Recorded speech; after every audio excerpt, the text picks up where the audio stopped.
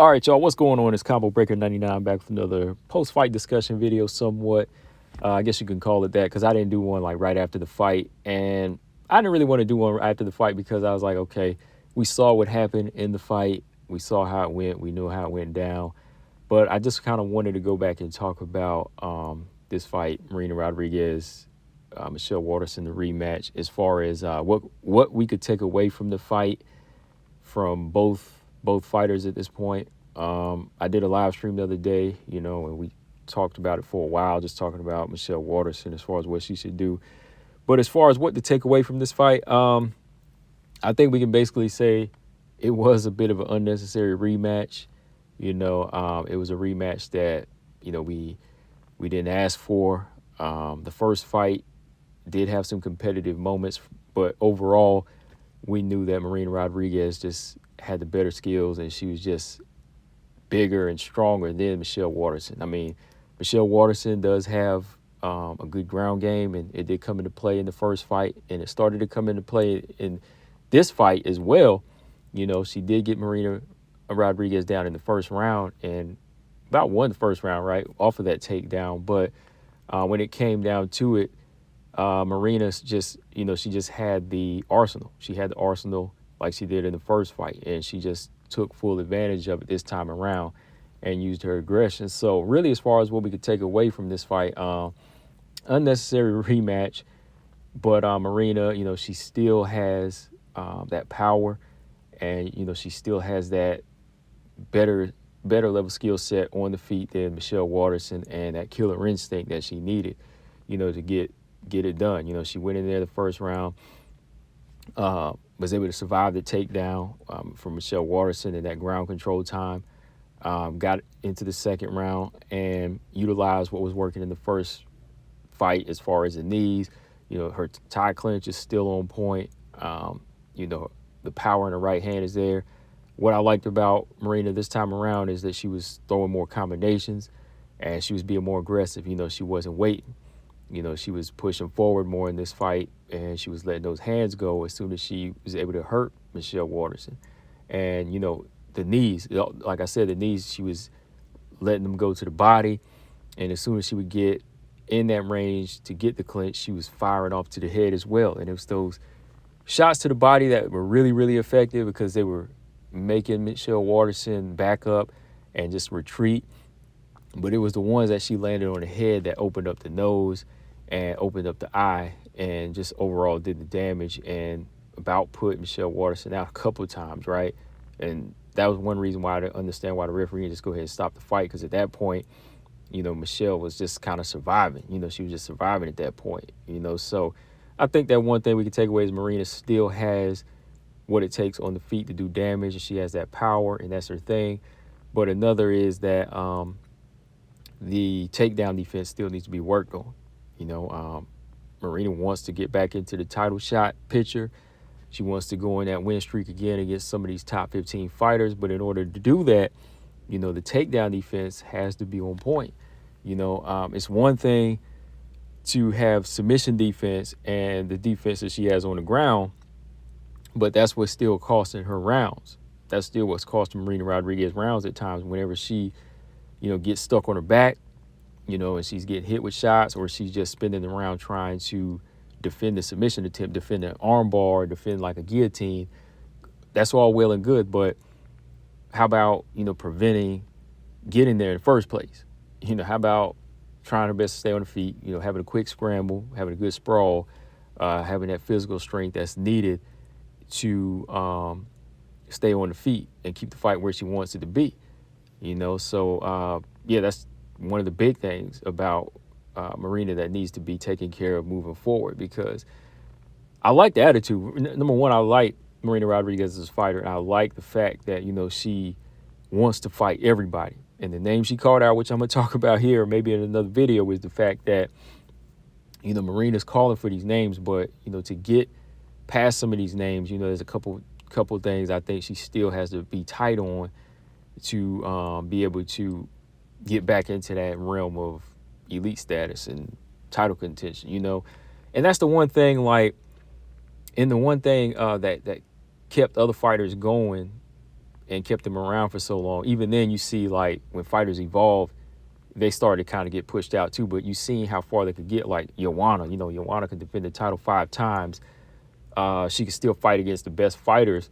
She started coming up short, but one thing about her, she would never get in trouble on the ground, like as far as getting controlled until, she met Weili in the last fight of her career, right? Other than that, you could still see Joanna survive on the feet and do a lot of damage to these other fighters. And being, mauled and taken down with ease and bullied on the ground was never in her vocab. As a stand-up fighter, Joanna always said, okay, if I want to stay on the feet, there's other things that I got to make sure I'm tight on before I can just be this stand-up MMA fighter. That's really all I'm known for. You know what I mean? And I think Marina needs that element still, before she can get back into the thick of things with these other fighters. And then, like I said, you had other fighters like Carla Esparza who were tiny, but put together like win streaks and won the title 2 times. That's like the difference between Marina and Carla. Like, you would think Marina would be the one that, oh, she's big, tall, has the power to get the belt, right? That's the one thing that's kind of like a head scratcher. Like, this fighter right here, like, she's tall, long, and she's got this power and everything. But, there's a couple of styles out there she just can't handle to get to the belt. But even Carla was able to get the belt 2 times, she wasn't able to beat Joanna and Weili, but I guess you could say it was like the timing with some fighters, like Rose, right? She was able to win the inaugural title against Rose, then get it back from Rose. So in a way, yeah, it was kind of a good setup, but she did go on like a 5-win streak, a good 5-fight win streak to get to that point, right? She was able to beat fighters, no matter how small she was, right? Because she had that wrestling base. And, it is true, like I say, and some people say, that wrestling base is a big necessity if you want to be an MMA fighter, But I still think that being a boxer too is it can be that too, because Grasso's proved it. But there's a lot of elements that you need to have good understanding for before you can make the boxing element work, right? Because at least with the Carla element of being a wrestler, she can have the ground game and the gas tank and the strength to fend off girls and take down strikers, right? But again, even like whenever Joanna came along, she couldn't get Joanna down, And I think if Carla and Marina had fought the first time before a while back, if Marina's takedown defense was a little bit more on point, and even like her volume, which I'll jump to here in a minute, that would have been a big. It would have been a big. That would have been the deciding factor for Marina in that fight. It would have been as close as she would have won and maybe stop Carla at the time. But yeah, that takedown defense it's an art, man. It's an art. And it's like a skill in itself that you really need for, for strikers who want to be in that elite status in strawweight or flyweight division. Okay, if you look at Manon, her takedown defense is on point. She can do a little bit of everything. She's one fighter that I'd like to see more of on the ground, and I wouldn't be as scared as for her. Like if she spent time on the ground with a lot of these other fighters, because she's so big and strong and she has that ground game element. But like for Marina, I'd like to see her takedown defense a little bit quicker and that quicker scramble and that sprawl from her. But yeah, jumping to the next thing though, like I said, the volume though, I like the fact that she was throwing more in this fight because that's something she'll need. But the one thing she's really going to need is that jab. I still think Marina, with that long reach, she needs to be pumping that jab out.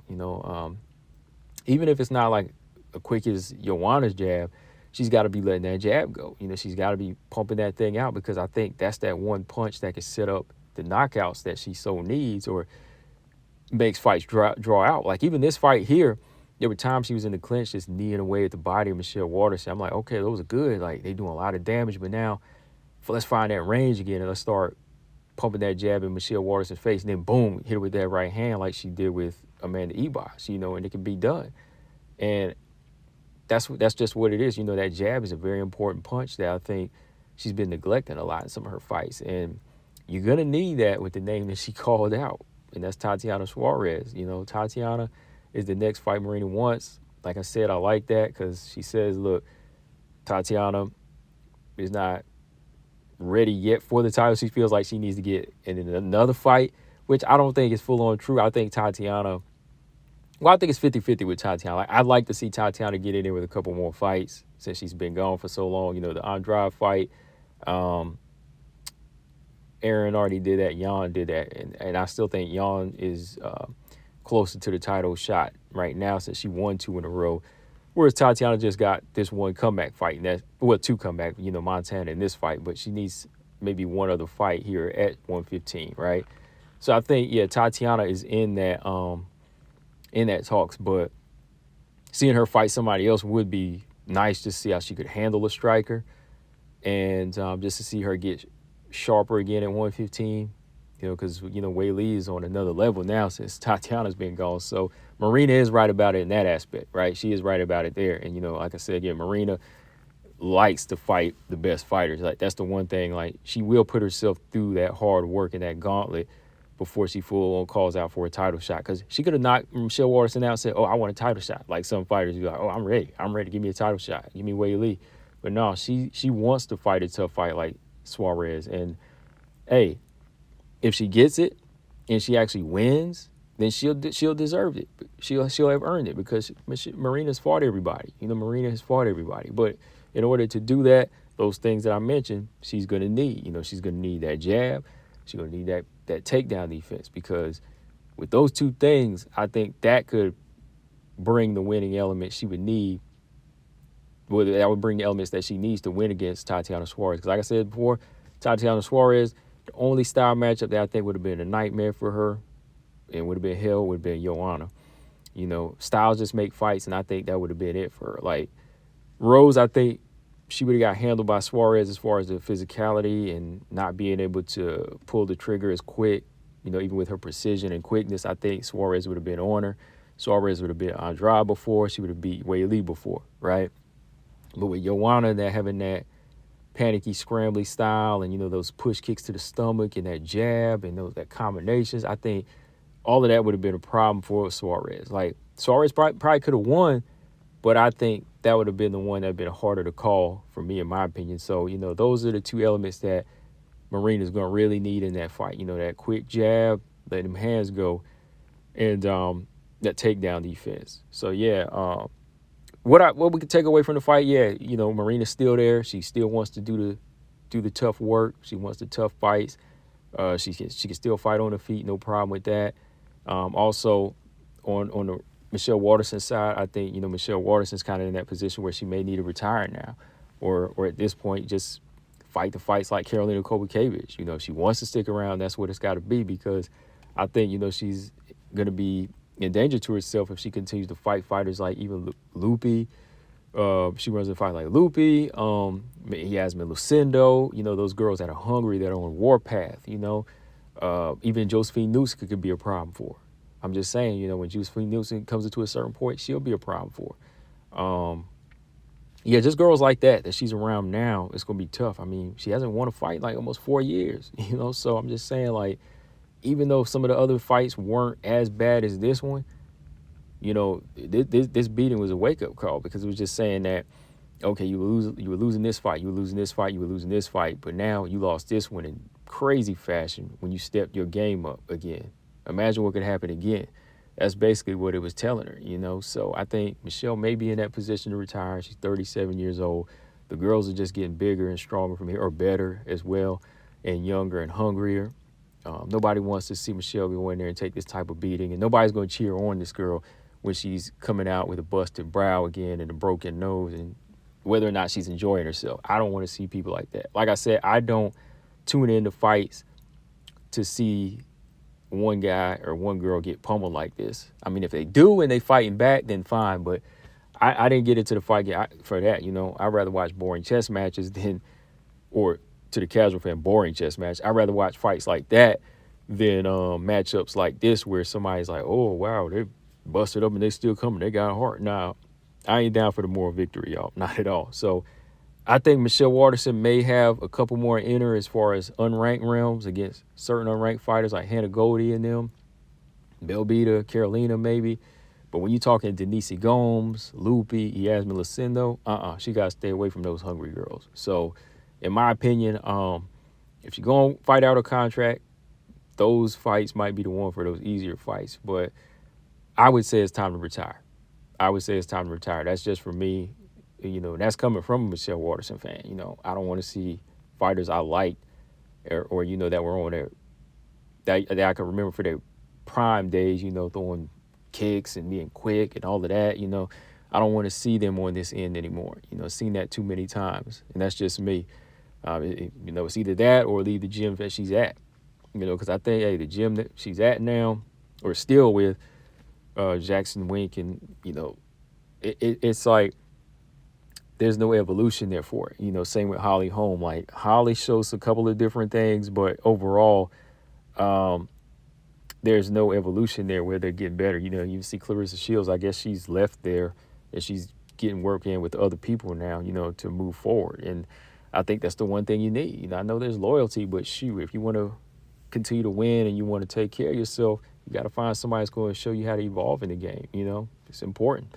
But yeah, guys, that's all I got on this one. I just want to come through and do a discussion on this one, like a mini podcast here, and just talk about the fight as far as a whole. Because some people asked about what I thought about Marina, her call out, Michelle Waterson. I said, all right, I'll talk about it. Well, final thoughts, Michelle Waterson, I think it's time for her to retire. For Marina Rodriguez, I love the energy. Just need to see a couple of them elements so she can get back in the mix, because I do want to see her fight for the title. She's one of the hardest workers at 115 right now. One of my favorite fighters to watch. And I think that her and Suarez, hey, go ahead and lock it in. I still rather see the Lupi fight first, but that's too late because Ricci's already there with Lupi in November. But if she can get it and she can win it, then she'll have earned it. Combo Breaker 99. I'm out. Subscribe. Peace.